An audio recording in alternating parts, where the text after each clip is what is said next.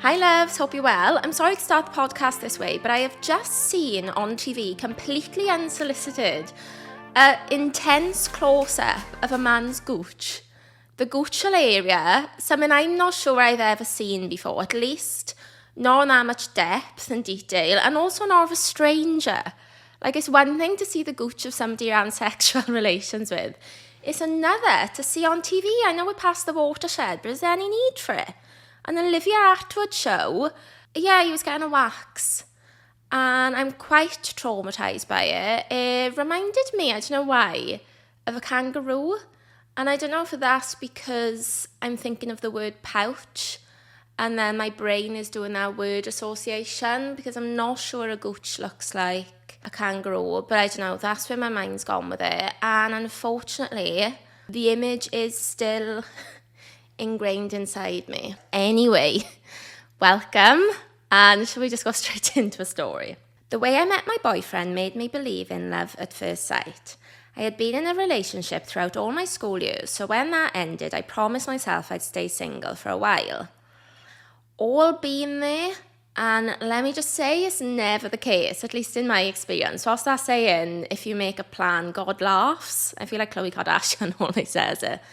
But that's so true. When you make a plan that you want a hot girl summer or you want to stay single for a bit, I feel like that is when you get locked down. I wonder if it's because everyone says that guys like go after girls that are a bit more chill or something. I don't know. I don't even know if I believe in any of that stuff. But generally, guys like a chase. So I wonder if when you want to be single, you give off vibes of like, don't touch me maybe. And maybe they feel like they want to chase you more. I don't know. All I'm saying is if you genuinely plan on staying single for a while, I feel like that's when you'll meet somebody. Anyway, I worked with this girl and we got on really well. She asked me about my heritage and then told me she knew a guy who was pretty much the same mix as me. So she gave me his Instagram, we followed each other and started talking. We went from messages to voice notes to FaceTimes, and then he posted a picture with his mother. It was the most lovely picture, and I thought to myself there and then, I need to meet him. Mother pictures and mother relationships just get me. It's such a green flag that I look out for, and I know you shouldn't, because sometimes people are born into bad families. Like, you can't help it if your mother isn't a good person or doesn't treat you right or, wherever. You can't help that. People have trauma. I understand it. But for me, I always just think if a guy has a good relationship with his mother, it's just the best thing. And I don't know if it's because my mother always used to tell me when I was younger, like over and over and over again, a man that treats his mother right will always treat his partner right. You know what it is with parents? Like, I feel like lots of the time you rebel against them, but also you do just believe everything they say. It's such a weird conception, isn't it? Is that the right word? Concept. Oh my God. It's such a weird concept where when you're younger, wherever your parents tell you, you just believe. And obviously as you get older, some of that stuff drops, especially if you're in therapy and all the rest of it. Some of that stuff drops, but generally lots of it carries forward. Like, I must have told you before that I believed wholeheartedly in my soul and in my gut that bean juice, beetroot, tomato sauce, any of those things, eggs, I always believed that they stained clothes. Always. Because my mother always used to say to me, put a tea towel on, wear a pinny, you're going to get food over you, it will stain. So I always lived with this fear that if I got bean juice on me, and if you know me, I eat a lot of beans because I love them. I love condiments. I'm always eating ketchup. I love I don't love beetroot, I don't know why I just said that, but I love condiments. So I always had this fear, and it was only when I moved out, I was making food, obviously first time I'd lived away from my family, and I got beans over me, shock, and I was like, oh no, oh my God, this is going to stain, and my ex at the time was like, beans will come out. And I was like, no, they stain. My mother always told me beans stain your clothes. And he was like, but didn't you notice that your clothes were getting back clean? I'm assuming like you spilled stuff over it before. And then when it just hits you, the penny drops. And I was like, oh my God, my mother lied to me about that for all these years just to try and get me to not be messy, obviously, and not create more washing and blah, blah, blah. But I just believed it this whole time. It's a very weird concept when you believe whatever your parents tell you. So yeah, I don't know if it's because of that or because family's a big thing for me, that I look for it in partners. I don't know, but either way, I can see that. Like if you see a nice picture of a guy with his mother, shit like that, just gets me. Okay, back to the story. So he suggested we go for dinner to a place with a chef from my hometown. So of course I was excited, but thinking maybe we'd just be friends. So I arrive and I'm looking round and I see him walk in, and I swear to you, when I first locked eyes with him, I fell in love. Now this is coming from someone who has never believed in love at first sight, but it absolutely happened to me. I realised quickly my plan to be single was absolutely screwed. Oh, I just love it. No. Do I believe in love at first sight? I must have had this debate before. I think I want to believe in it. And I think there's a big part of me that does believe in love at first sight. However, it's not always enough for the relationship. So sometimes I think that's why people call it lust at first sight. But there's definitely something that you can have with somebody more than just fancying. Like, there's definitely some sort of connection or feeling that you can have with a stranger that feels very different, and it does feel like love, or for me it at least feels like you're gonna fall in love. Like you're almost sane enough to believe you can't be in love with this person already, but the feeling tells you that you just know you're gonna love this person. You can just feel it. So love at first sight, I don't know, whatever you want to call it, but I do definitely believe in that. And I just think that's such a special feeling. And that's pretty much what everyone chases. Like, that's what it's all about. And I feel like it's so rare. That's what makes certain relationships special. That's why we don't just marry anyone, or we don't just stay committed to somebody for like X amount of time, or make more effort with certain people, because that feeling is rare and you just don't get it with everyone. And yeah, I just love it. She said, we couldn't stop talking. It was like meeting someone from a past life.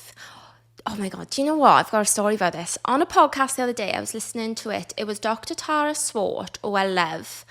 And she was on, I think it was a Lewis Holmes podcast, yeah.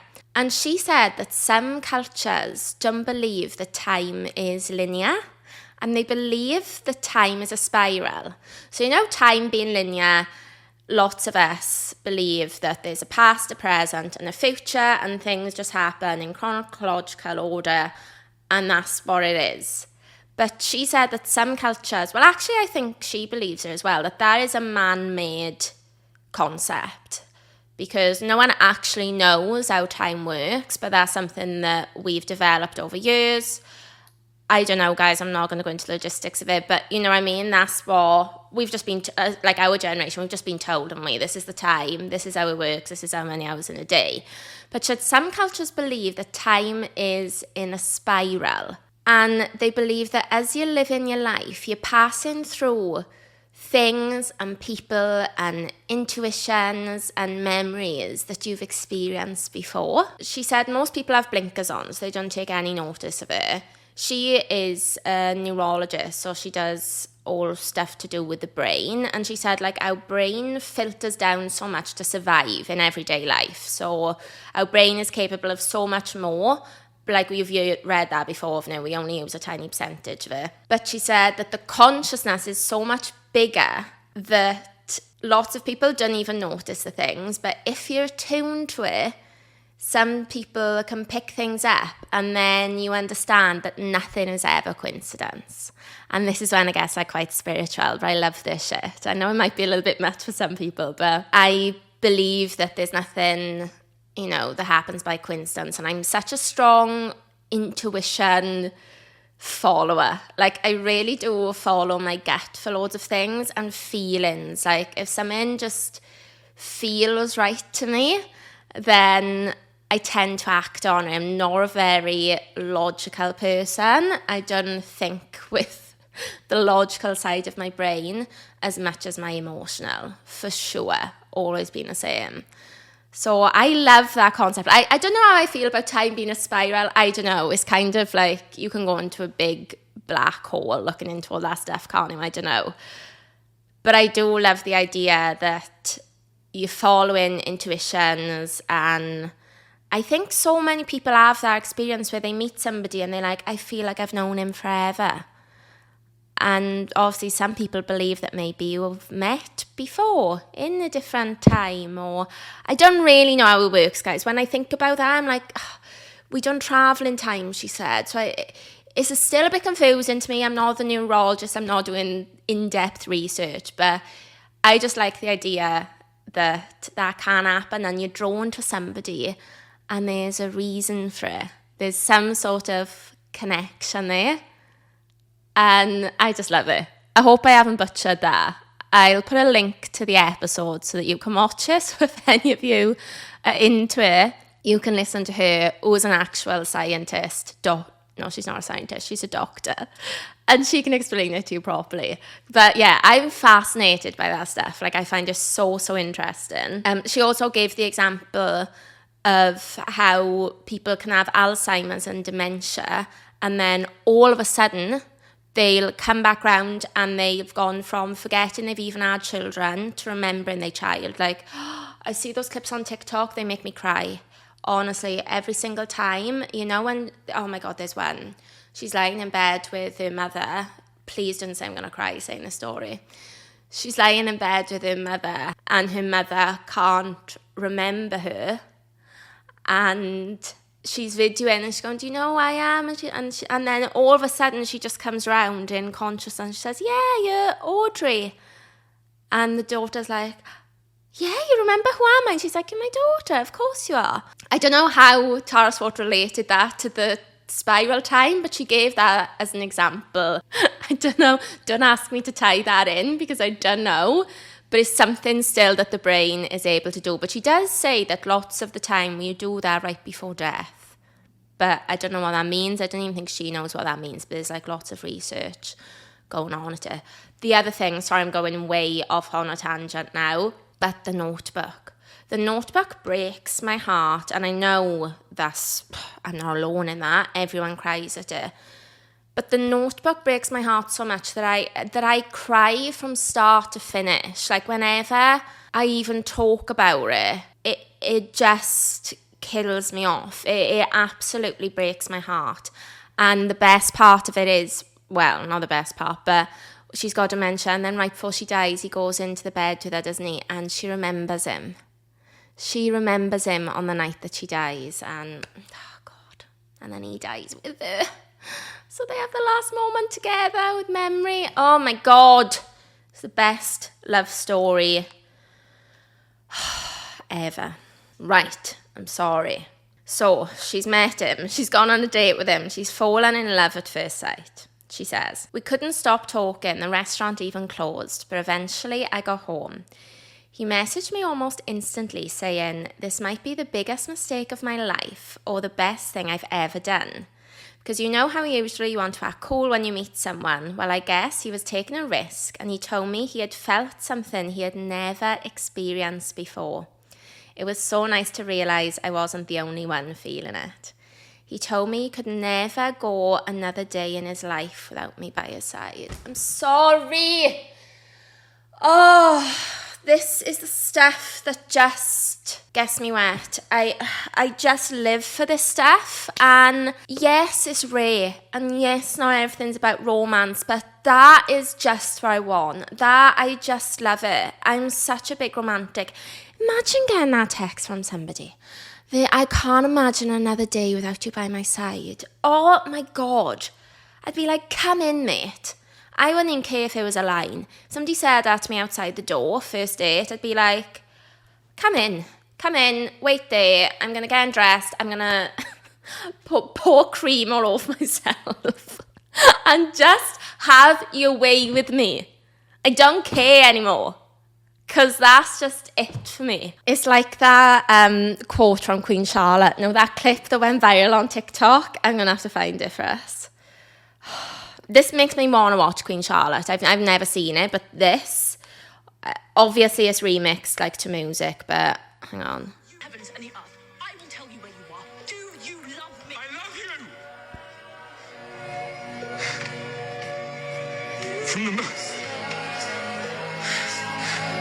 From the moment I saw you trying to go over the wall, I have loved you desperately. I cannot breathe when you are not near. I love you, Charlotte. My heart calls your name. My heart calls your name.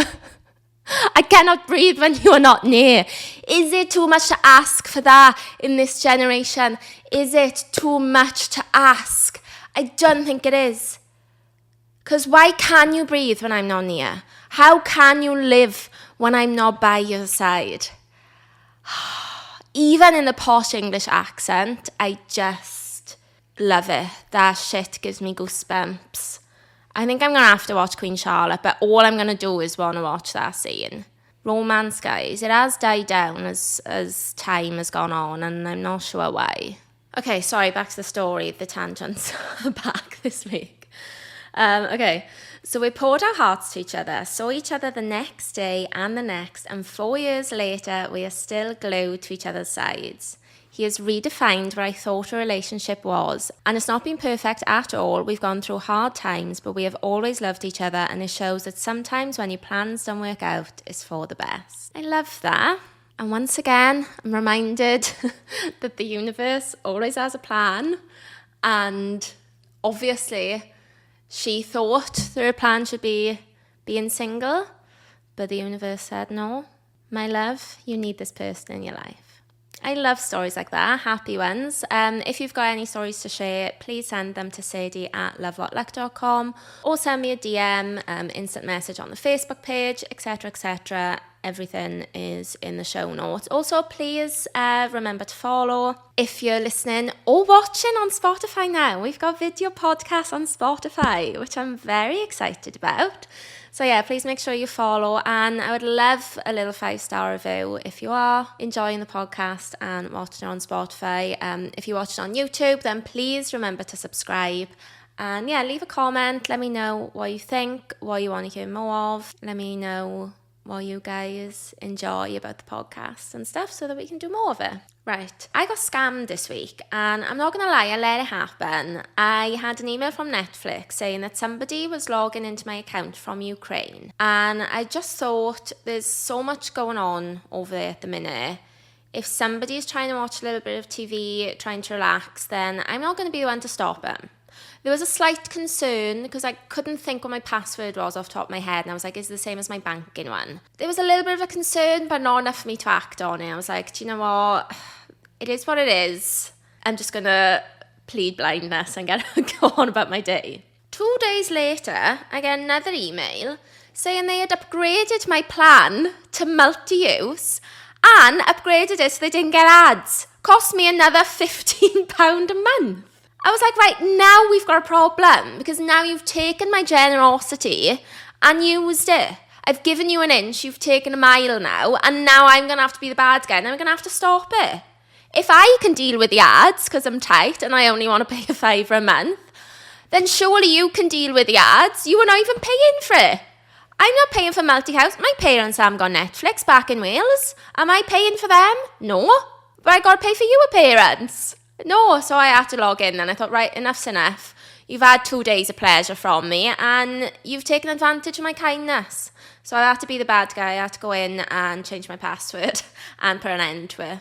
Honestly, you try and do something good, you know, and then it just gets thrown back in your face. But anyway, thankfully, touch wood, it was only my Netflix password. And as it stands, I don't think I've been scammed completely because that has happened to me before.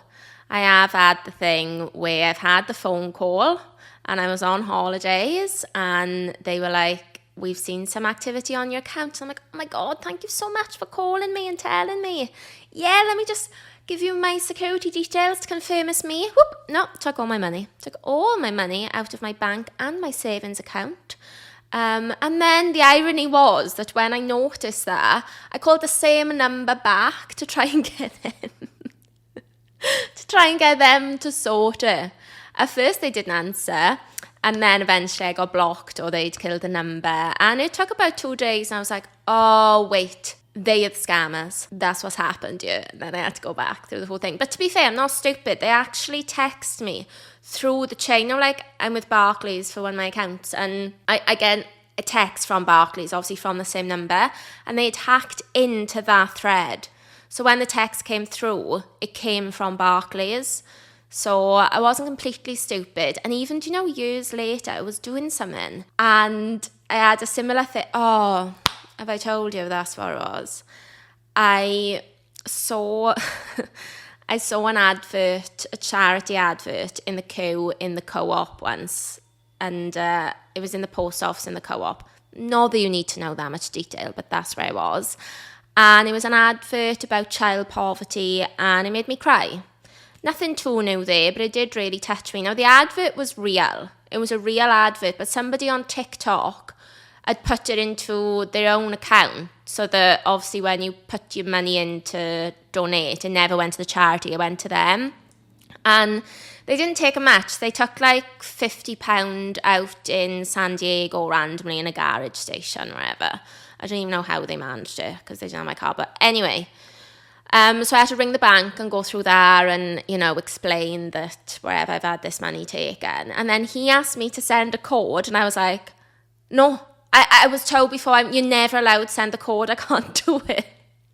So I hung up on him. And honestly, I developed trust issues from that first time I got scammed against the bank. I had to go through 3 different channels. And then when I finally met with someone trusted, he was like, no, that was my colleague, Dave. Yeah, but it's okay as long as, it's good that you've got your wits about you.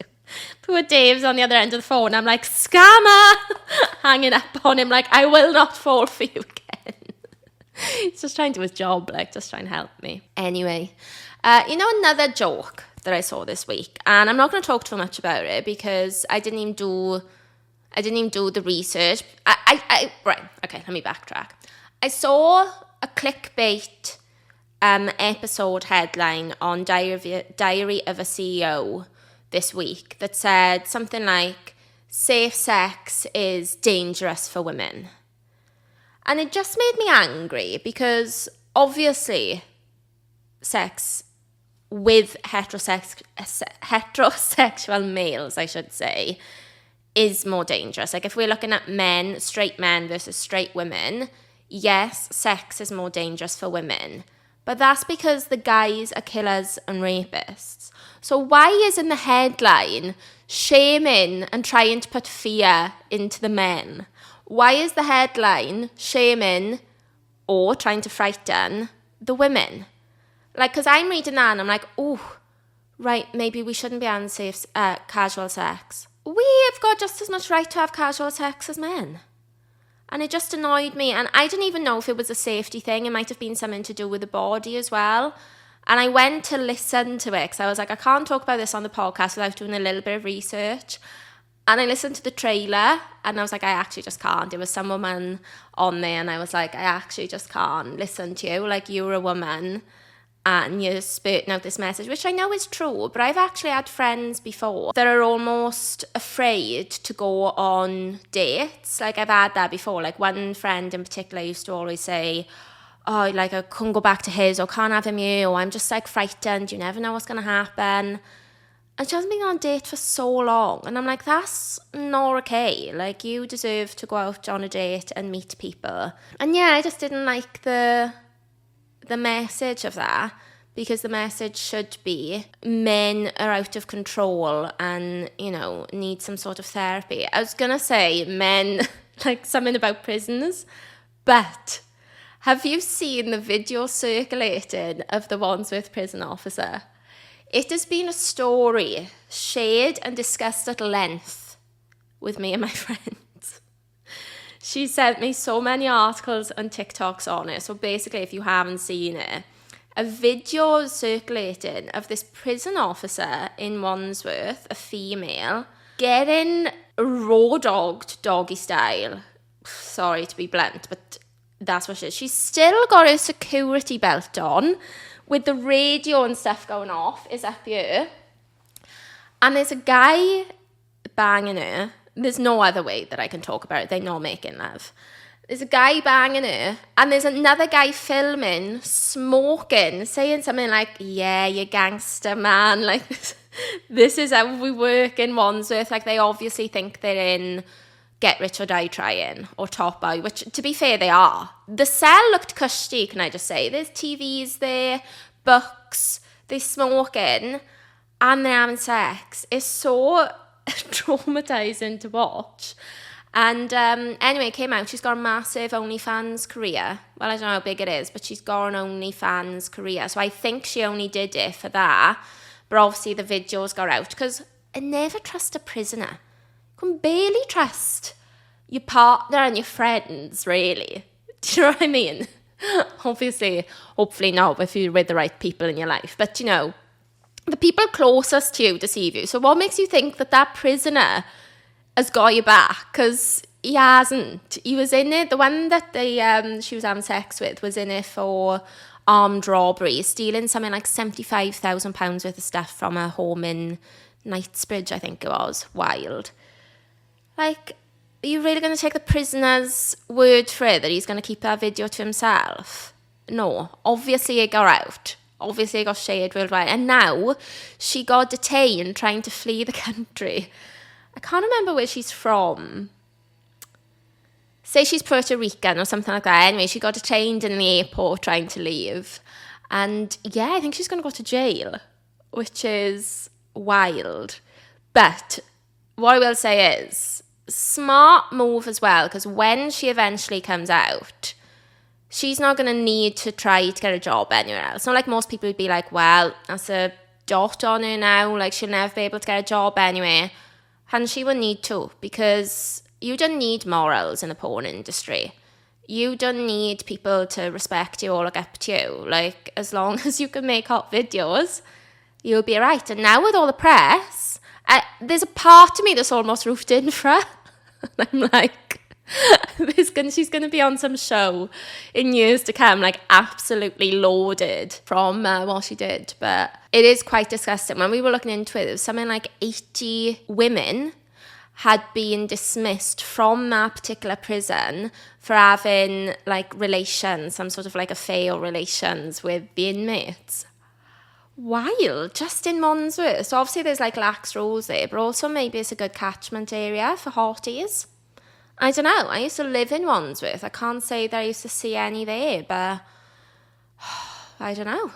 Maybe that's where I need to go and hang out. Although the ship on a Sunday, but I think the crowd in the ship are very different to the crowd that's going to end up in prisons, but who knows? Yeah, very juicy. Okay, have you seen Brooke Schofield's something like 10-part series on TikTok? So Brooke Schofield is this girl. She's only actually been in my life on my radar lately. She's got a podcast. It's called Cancelled with her friend Tana. I think you say Mojo, but I don't know. Anyway, she was dating this guy, like fully dating him, and he was like a TikTok musician. So he had something like 2 million followers on TikTok. So to certain people, really well known. I'd never heard of him. I'd never heard his music, whatever. Anyway, she gets with him. He's Australian and he lost all of his family. So he lost his mother, his father, and his brother, I think, or sister. Basically, they all passed away. So really traumatizing. And he wrote one of his songs like dedicated to his dead mother.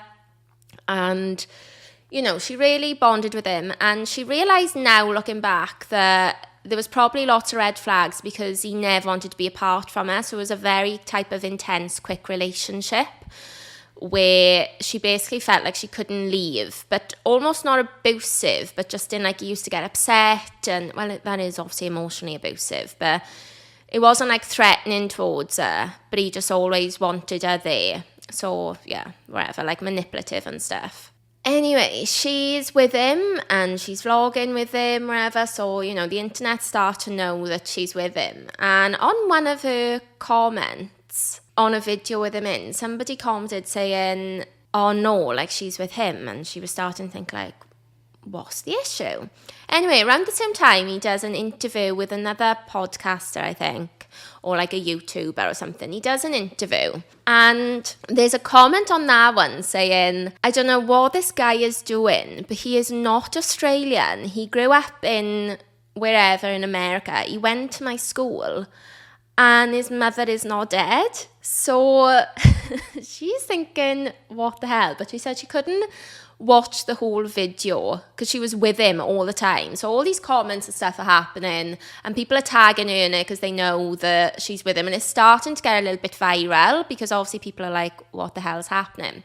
Anyway, around the same time, she either finds out or she's got a hunch that he's like messaging loads of girls behind her back and that he's cheating on her and stuff. So they're arguing. So she said it was the best time because she picks an argument with him over these other girls, leaves, like finally just storms out, which she said was actually really hard. But then as soon as she gets home, she watches the video and goes into the comments and goes on this deep dive stalk and finds out that he didn't grow up in Australia. And even when you look back at the clip, there's clips of him now that have surfaced in certain interviews, and he's fully got an American accent, where he's obviously like forgotten.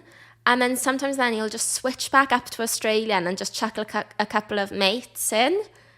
Like, it's so bad. And he says, like, the Barbie, you know, like all these stereotypical Australian sayings. So she's watching this thinking, oh my God. She manages to go on, like, a complete stalk, finds his mother, pictures of his mother that did not die. His sibling didn't die. His father died, which, RIP, that's sad. But why did the mother have to die? Like, was the father not dying tragic enough? He said that his mother was from Switzerland and she was actually Asian. Loads and loads of stuff. She found out that, yes, he had been messaging loads of girls. And she just felt like completely heartbroken by it. You've got to go and watch the series. Her name is Brooke Schofield. And she actually even, I think, stayed with him after it because she felt like, she said she just loved him and maybe there was trauma there from his father dying, and you know, like when you just make excuses for somebody and you always want to see the best in someone to know when you love them. So she got back with him, and then I think she found out that he'd been like serial cheating on her, which I don't even know how he had time to, but like he was messaging loads of people behind her back and all this stuff. So eventually she broke up with him and she was devastated. Like, I've seen clips of her like talking about it once and crying, and you know, obviously it was really sad because she loved him and he was just a compulsive liar. But obviously now she's healed and she's fine.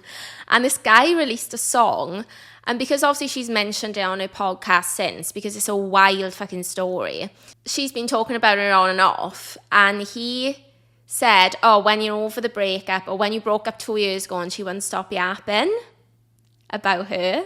So everyone tagged her. He had new music coming out, so he obviously did it as a promo for himself because he knew like it was going to get viral. Oh, did it backfire? She said, you think I've yapped now? Wait for it, I'm going to yap even more. And she did a 15-part series. One of the videos went up to like 22 million views. And she spilt everything about how crazy this guy is. I actually don't know how he's going to come back from it, but it's terrifying. It's terrifying that he could hold up that lie. Like, literally, she said when they used to argue, he used to say to her, I don't want you to leave me because that's what my mother did, and like use the trauma from his mother's death, quote unquote, to like manipulate her. Like, so messed up. Like, the guy is in desperate need of a therapist. I don't know how he's ever going to recover from it. But also, how did he not think he was going to get found out? Like, it's one thing to lie when you're just lying to somebody and you just live in your everyday life. But when you've got 2 million TikTok followers, it's only a matter of time before at least one of those followers is going to be like, I know him, he's from my school. Or I know him, he used to work with me. Or I know his mother. Like, how did he think he was going to get away with it? It's wild, absolutely wild, but terrifying that he could do that. And also that you can believe him. Like, that's the scary thing about love, is you love someone and you see so much of their good side that you find it sometimes really hard to believe they can be anything else. Do you know, I had an ex who was a serial liar. I don't know if I've told you about him, but one of the things we were out on holidays in Marrakesh, actually, a lovely time, and we met another couple by the bar, and we're chatting, and we're asking, like, you know, what do you do, and we're only young. I think I was still in uni, and my ex is sat there. At the time, he worked in a clothes shop, and I'm not going to say which one. He worked in a clothes shop, and we go round. It comes to him, and he says that he's the regional manager of this store. So not only the manager in the shop in Cardiff, he's the regional manager for all the shops in Wales and England, apparently. And that's what he does. And I'm sat there thinking, that's not true. You're on the shop floor. You didn't even manage the Cardiff store. But I didn't say anything because obviously we're in the group, and I'm thinking it's for some reason I'm embarrassed. It's not my issue, but I'm embarrassed because I'm associated with him. So I didn't say anything. Then we get back to the room, and I'm like, why did you just tell him that you do that as your job? Because you done. And he said to me that he knew one day that was going to be his job, so he might as well say it now. Which, if you're looking at it now, when I've got the knowledge of manifesting and stuff, you could view that as something really strong. You know, like when people go around, you see those old videos of Kanye saying he's going to be he's the greatest rapper of all time, and he's like working for Jay-Z and he's not making any of his own songs and stuff. You can almost admire it. And I have heard through the grapevine since that he has, I don't know if he still does it, but he did become the regional manager eventually.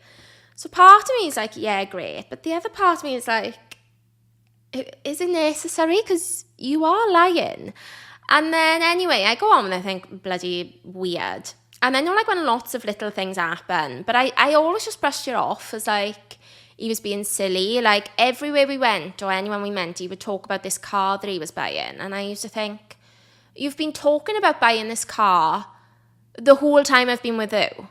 It's coming up 3 years. You're not buying the car. And that's okay. You're 20 years old. Like, I can't remember the car, obviously. But if you can't afford that car right now, like, it's fine. And I remember we were on holidays and we were with my family. And he went into the shop to look at these sunglasses. Went in like 3 shops looking for them. And in the end, my mother was like, well, is he going to buy them? I said, no, I don't think he is. I think he's like living this delusion lie. Anyway, so I used to just think, whatever. Maybe it's his way of manifesting. I don't know. Until we broke up, and then maybe like a year later, I'm on holidays with my friends, and we're chatting, and we like almost. This sounds bitchy, but now like when you look back to your relationships and you're like laughing at this point, you know, you're like, oh my God, can't believe this happened, whatever. We're laughing about it, and I don't know how we get there, but it occurs to us that we think he got thrown out or dropped out of uni and never told me. And only looking back at the relationship, and I was like, well, the first year he was definitely we met in uni. Not my uni, but we met on a uni night out. Like student night, whatever. The first year he was definitely in uni because I went to meet him on campus once. So the first year, 100%. After that first year, I've got 0 memories of him ever being in uni. And I used to go to uni, and he was always in work. Or like I'd be in uni in the day, and he'd say he was in uni. But most of my memories, when I look back with this guy, is always him in work. And my friend was like, he wouldn't have been able to work so much if he was in uni. Because I worked as well in uni. But I don't know, I feel like he was always there, like doing the longer shifts and stuff. And then when his graduation came, we graduated the same year, he forgot about when his was and he missed it. Which is probably the biggest red flag, because how do you forget your graduation when you're in uni? It's all you think about, it's all you talk about, you get so many emails about it. The whole point of uni is building up to that graduation day. And he forgot, and he got the date wrong, and he never went. Which, now I look back, I'm like, there's just no way. He's at my graduation with me. He's at my graduation celebrations. He's managed to get those dates right and come for my celebration dinner and all the rest of it. But he's missed his own. And bearing in mind, he lives with his 2 friends who are also in his uni. So it just didn't add up. And yeah, now I look back, I'm like, wow, he must have been a compulsive liar. But about things that didn't matter to me. Like, I didn't care if you didn't have that car. I don't think I would have cared if you dropped out of uni. Like, he was working, do you know what I mean? He wasn't like this dead-end person. Like, if he said to me, uni's not it, or I'm not enjoying it, I'm just going to work and work my way up. Fair enough. Like, no judgment you. I'm going to judge you for lying. Crazy. My friend actually, my cousin actually saw him on a flight not so long ago, and she was like, let's call him Jason. Is that Jason? And I was like, I think it is. And yeah, she never went to speak to him or anything, which, can I just say, there's nothing better, I don't think, as an adult, than when you see somebody you know that you don't really want to speak to, and you both collectively agree that you're not going to speak to each other. It's like a small little win that I love, because I'm a social person, but I hate small talk. I hate awkward small talk, and I would rather avoid it. Like, if I'm not in the mood to be super friendly, I'd rather not share a lift with you. Because if I'm not comfy enough with you to say, I feel like shit today, I'm having a shit day, I hate mustering the energy of talking about the weather with you. It is bad, because I like to think I'm a friendly person, but I just hate it. So my favourite thing is when you see someone, and it's happened to me twice in recent months, and I hope they don't listen to this podcast, but you've done it to me. Twice with people from 2 jobs ago, right, I have seen, because my old office is right by my new office, I've seen 2 lots of people, or 2 couples, wherever, once on the tube, and I was stood this close to them, and once walking down the street, and we have both glanced. And to be fair, with the last one, it took me a millisecond to think, oh, that was so-and-so, because I haven't seen him probably for like 4 years or something. But still, it was that thing of, oh, I've seen you, we've seen each other, and we're not going to stop and do the whole awkward, how have you been, where have you been, how's work, because they don't care. They don't care how I'm getting on, and I don't care how you were getting on. They don't need to know that, yeah, I've been in 2 jobs since then. We're doing the same thing. Like, what's the point? It's not going to bring anything. And yeah, that's my favourite thing as an adult. When you both just have the agreement of, we're not doing it. It's actually happened to me a few times, and I don't take any offence in it. It brings me a little bit of joy. Okay guys, well that's it. I think I'll wrap it up. Thank you so much for listening and watching. Like I said, please remember to subscribe and send me your stories, and I'll speak to you next week.